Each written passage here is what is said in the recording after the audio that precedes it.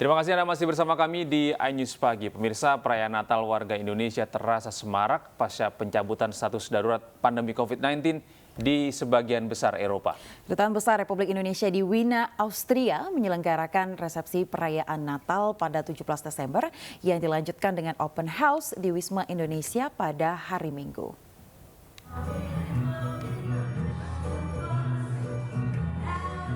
Lagu-lagu Natal dengan semangat dinyanyikan oleh diaspora Kristiani Indonesia yang bermukim di Wina, Austria ketika merayakan Natal di Aula Serbaguna Gereja Pfarrer am Tabor di kota Wina.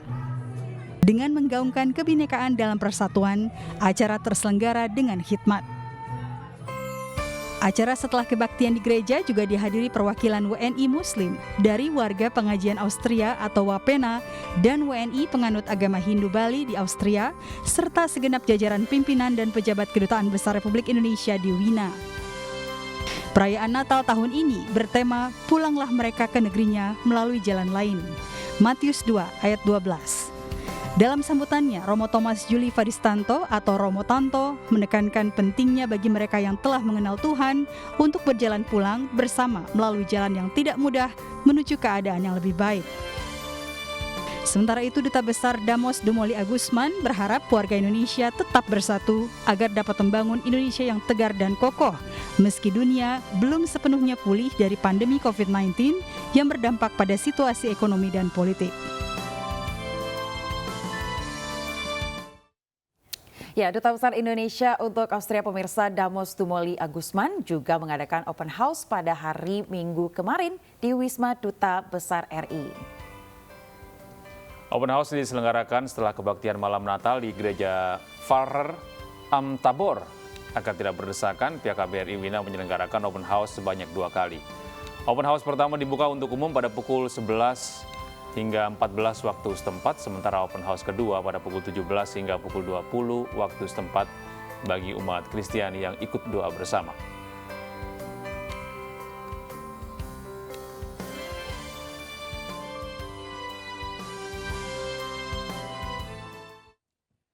Dan pemirsa, lalu bagaimana suasana Natal di Wina, Austria? Maksud kami, kita akan terhubung dengan Duta Besar Indonesia untuk Austria, Bapak Damos Dumoli Agusman, yang kini masih dalam suasana Natal di kota Wina. Selamat pagi, Pak Damos, apa kabar?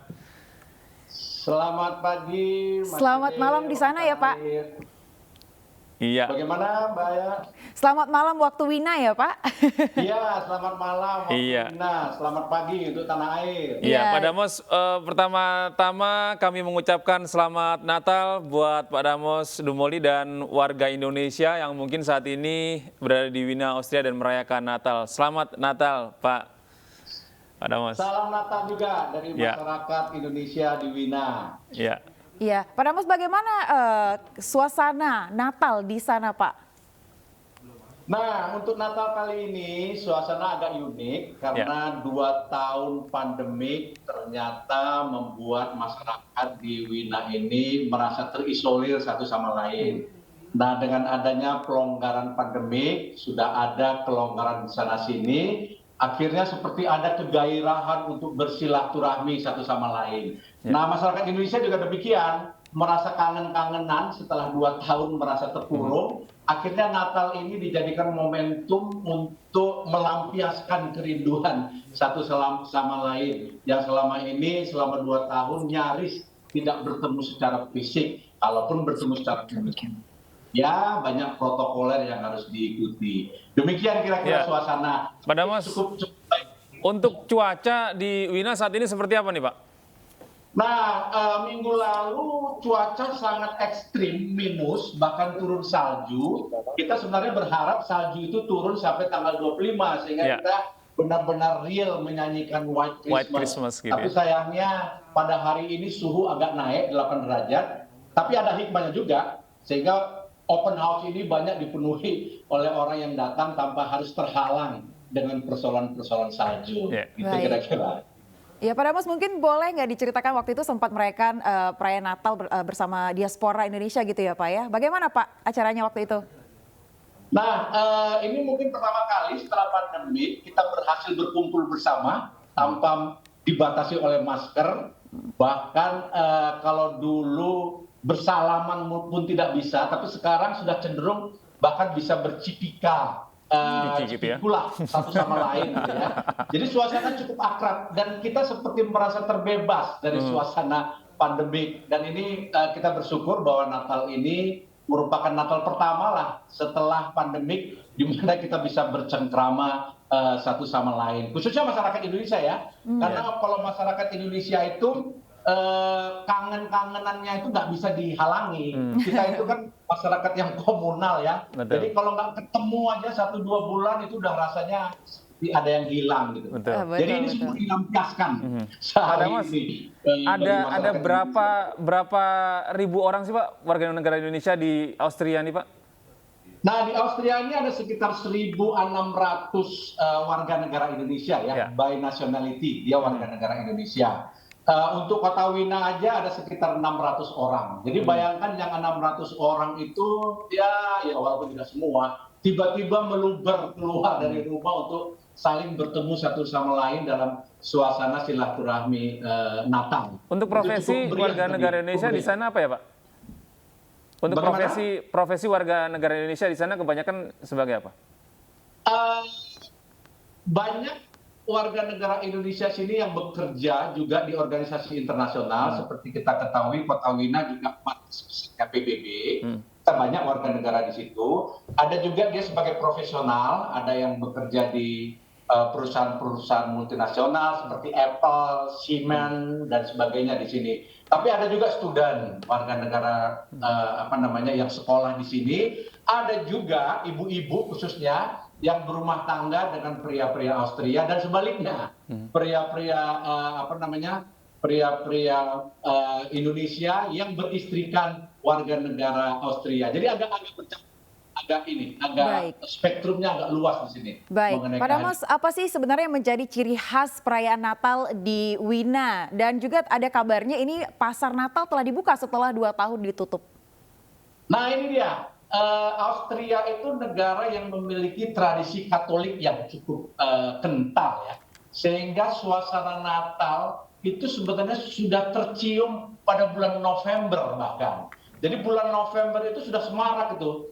Di halaman-halaman atau di taman-taman yang luas dari setiap kelurahan di sini tiba-tiba sudah muncul pohon Natal, kemudian ada alat-alat perlengkapan Natal. Jadi semakin ramai Kota Wina ini. Dan tradisi ini memang sudah lama dan yang luar biasa adalah Natalnya tanggal 25, tapi suasananya sudah tercium bahkan sejak November sebelum bulan Desember bahkan. Unik sekali di sini. Pak Damas, beberapa waktu yang lalu ada peristiwa terorisme begitu Pak, penembakan. Lalu seperti apa sih Pak kondisinya saat ini Pak? Ini kan jelang Natal biasanya orang merayakan di berbagai tempat gitu ada keramaian. Seperti apa pengamanannya Pak? Betul. Ya, dulu kita ingat beberapa tahun yang lalu memang ada kejadian atau ada serangan teroris persis di pusat kota Wina. Itu memang sangat mencekam pada waktu itu. Tapi alhamdulillah penegak hukum di sini demikian sigap memberantas itu, dan saya memperhatikan nyaris tidak kita ingat lagi suasana kejadian itu, sehingga Natal ini tidak terlalu diwarnai oleh ketakutan seperti yang dialami pada waktu serangan teroris yang lalu. Sudah cukup terkendali lah saat ini. Oke, baik. Terima kasih. Bapak Damos Dumoli Agusman, KBRI Austria di Wina. Semoga saya bisa dapat ke sana, Pak, suatu saat nanti. Salam buat warga negara Indonesia yang sedang merayakan Natal di sana. Terima kasih. Terima kasih Pak Damos. Ini luar biasa sekali ya kita melihat seluruh perayaan Natal ini tidak hanya di Indonesia saja, tapi di luar juga ya. Ini suatu saat ini saya pengen sekali nih ke Swedia. Mungkin suatu saat Pak Damos bisa mengundang kita. Ditunggu undangannya Pak Damos. Iya, padahal juga tadi kita melihat keamanannya cukup ketat juga ya. Banyak masyarakat tidak merasakan lagi. Benar. Nah, pemirsa, ini di tengah sukacita Natal ya, tadi kita berbicara terkait dengan keamanan juga. Jutaan warga di Buffalo, New York ini berjuang menahan cuaca beku akibat badai salju yang menerjang sejak Sabtu malam hingga Minggu dini hari. Ya, badai dingin ini telah menewaskan sedikitnya 20 orang di seluruh Amerika Serikat. Badai salju yang parah menjadikan warga terjebak di dalam rumah dengan timbunan salju serta pemadaman listrik yang menimpa ratusan ribu rumah penduduk dan aktivitas bisnis. Badai super dingin menerjang Buffalo dengan angin topan dan salju yang melumpuhkan upaya tanggap darurat. Sementara Gubernur New York Kathy Hochul menyampaikan hampir setiap truk pemadam kebakaran di Buffalo terdampar. Bandara juga akan ditutup hingga Senin. Layanan Cuaca Nasional mengatakan total salju di Bandara Internasional Buffalo Niagara mencapai 109 cm pada pukul 7 pagi hari Minggu.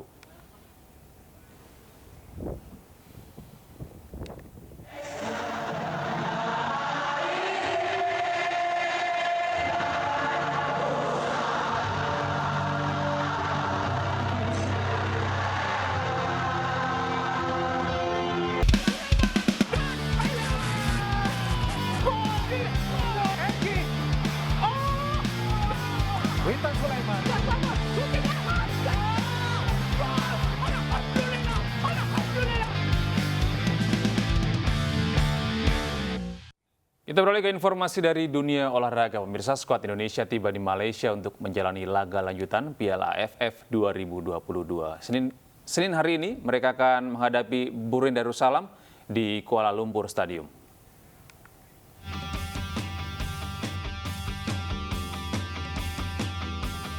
Timnas Indonesia telah tiba di Malaysia pada Sabtu malam kemarin untuk menjalani laga tandang Piala AFF 2022 melawan Brunei Darussalam. Tiba di Bandara Internasional Kuala Lumpur, skuad Merah Putih langsung masuk ke dalam bis yang telah disediakan dan berangkat ke hotel untuk beristirahat. Dalam konferensi pers, pelatih Sintayong mewajibkan skuadnya untuk menampilkan permainan terbaiknya melawan Brunei. Dalam laga melawan Kamboja kemarin, pelatih 52 tahun ini sempat marah karena para pemainnya tampil kurang memuaskan meski raih kemenangan. 선수들은 경기장에 물론 멋진 퍼포먼스 보여줘야 되겠지만 또 밖에 있는 팬들이 많이 찾아와 주셔가지고 홈팀 그리고 우리 어웨이 인도네시아 그리고 또 가까이 있는 우리 인도네시아 국민들이나 축구 팬들이 찾아와서 우리 선수들한테 많이 응원해 주시면 우리 선수들이 훨씬 더 좋은 멋진 경기를 해줄 거라고 저는 보고 있습니다. 인도네시아와 우리가 말레이시아 가깝고 거리가 또 말도 잘 되고 하기 때문에 우리 인도네시아 팬들이 경기장에 많이 찾아오셔가지고 응원 직접 현장에서 응원 많이 해주시면 너무나 감사하겠습니다.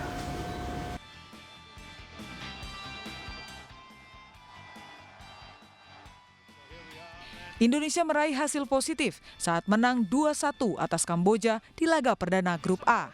Menghadapi Brunei Darussalam pada Senin 26 Desember, Indonesia tidak mau menyepelekan lawan. Meski baru kalah telak dari Filipina 5-1, Indonesia pun wajib menang demi menjaga asa lolos ke babak berikut.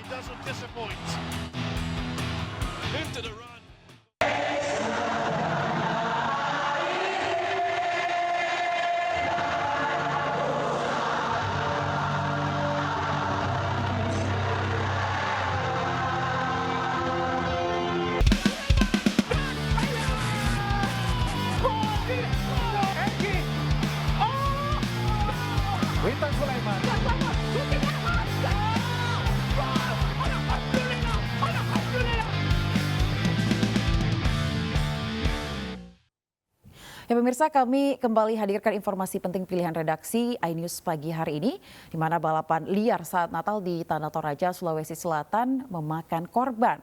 Satu warga tertabrak saat hendak berbelanja. Pembalap liar di Toraja Utara, Sulawesi Selatan memakan korban. Warga yang hendak berbelanja tertabrak remaja yang menggelar balapan liar di Jalan Andi Mapayuki. Tabrakan terjadi saat korban akan putar balik namun tertabrak para pembalap liar. Mengetahui ada balapan liar di tengah kota, tim gabungan dari Polres Toraja Utara menuju lokasi. Saat mengetahui polisi tiba di area balap liar, para remaja kocar-kacir meninggalkan motornya. Dua pengendara yang terlibat tabrakan dievakuasi ke rumah sakit, sementara puluhan kendaraan roda 2 yang digunakan balap liar diamankan polisi.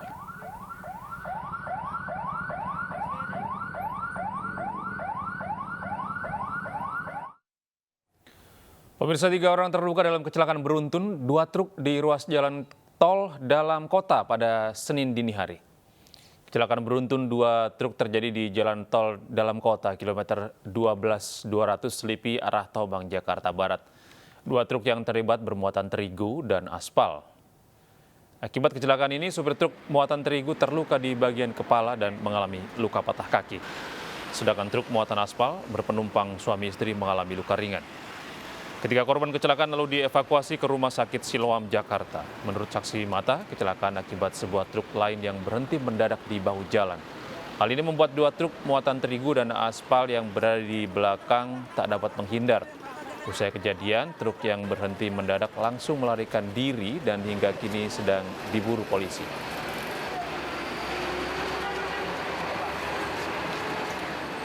Tabrakan beruntun sih, Bang. Nah, terus? Ini soalnya posisi kan di sebelah saya tuh.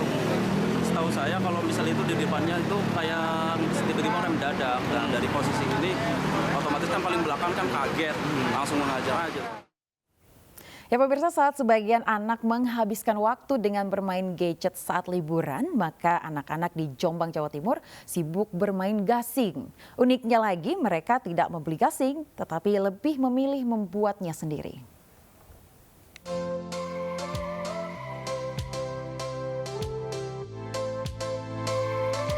Datangnya hari libur panjang menjadi saat yang paling menyenangkan bagi anak-anak di Desa Bareng, Kecamatan Bareng, Kabupaten Jombang, Jawa Timur. Setiap hari mereka memilih bermain gasing atau anak-anak menyebutnya keh-kehan, yaitu berupa mainan tradisional yang terbuat dari kayu dan dimainkan dengan cara dilempar menggunakan tali. Uniknya, gasing yang mereka mainkan tidak dibeli, tapi mereka buat sendiri dari kayu yang ada di sekitar rumah.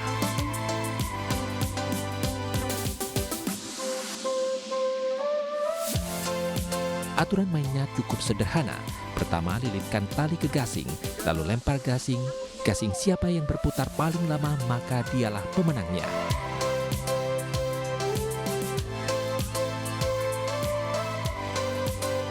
Selain itu, ada juga bentuk permainan gasing yang saling serang. Gasing yang bertahan dan tetap berputar, maka itulah gasing yang menang. Apa ini, Dek? Ini kekean. Gimana cara mainnya ini? Ini dililit lalu Pakai tali ya? Iya, pakai tali, diikat lalu dilemparkan. Menyenangkan, seru. Ini dalam rangka apa mainan ini? Liburan sekolah.